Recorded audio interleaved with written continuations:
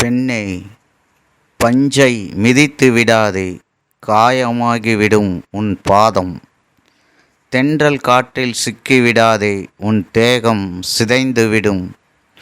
பூக்களை பறித்து விடாதே, வாடிவிடும் உன் விரல்கள்.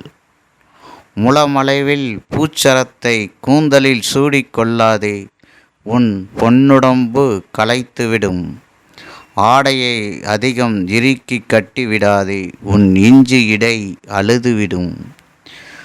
குடத்தை சுமக்கும் போது ஓடிவிடாதே, ததும்பி வழிந்துவிடும் உன் அழகு.